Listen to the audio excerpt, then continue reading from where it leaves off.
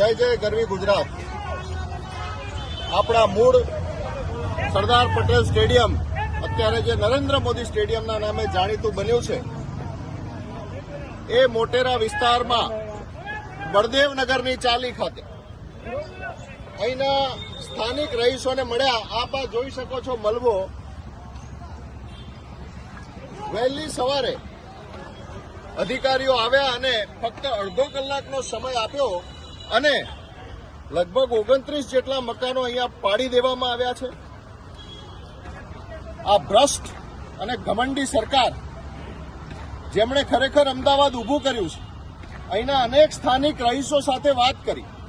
1968 થી એટલે 55 થી પણ વધારે વર્ષથી જે લોકો અહીંયા રહ્યા છે, અનેક નાની મોટી ઘટનાઓના જેઓ સાક્ષી રહ્યા છે, એમને અચાનક મકાન વિહોણા કરી દેવામાં આવ્યા છે. અમાનવીય રીતે એમની સાથે વર્તન થયું છે. કોમનવેલ્થ ગેમ આવી રહી છે. કોમનવેલ્થ ગેમનો કોઈ વિરોધ નથી, પરંતુ કોમન મેનના ભોગે કોઈ પણ કામો ન થવા જોઈએ. આજે આટલા વર્ષોથી અમદાવાદમાં રહ્યા છે, સ્થાનિક લોકો સાથે વાતચીત કરી. એમણે કહ્યું સિંગલ બેન્ચનો ચુકાદો આવ્યો કે આપ ડબલ બેન્ચમાં જઈ શકો છો કે સુપ્રીમમાં જઈ શકો છો. એ લોકો શુક્રવારે ડબલ બેન્ચમાં ગયા છે, જેનો ચુકાદો હવે આવવાનો છે. એટલી પણ ધીરજ તંત્રએ રાખી નથી અને રાતોરાત આ બુલડોઝર લોકો ઉપર ફેરવી દીધું છે. કેટલીય માતાઓ બહેનોની વેદનાઓ અહીંયા સાંભળી.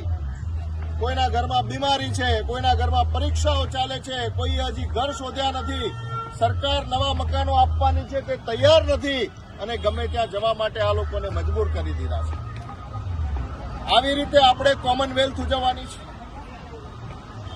મારી વિનંતી છે અમદાવાદના લોકોને, આસપાસમાં રહેતા વિસ્તારના લોકોને, કે જ્યારે આપણા પોતાના ઉપર કોઈ ઉપાધિ આવે ત્યારે જ આપણે જાગીશું.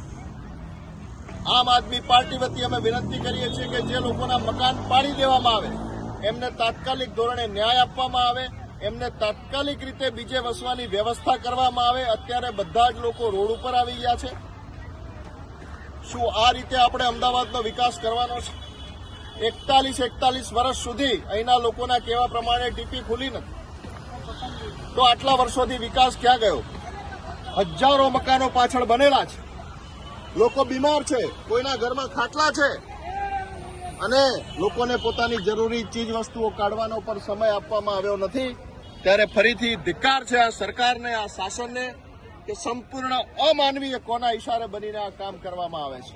ભગવાન અમને સદબુદ્ધિ આપે અને જે પીડિત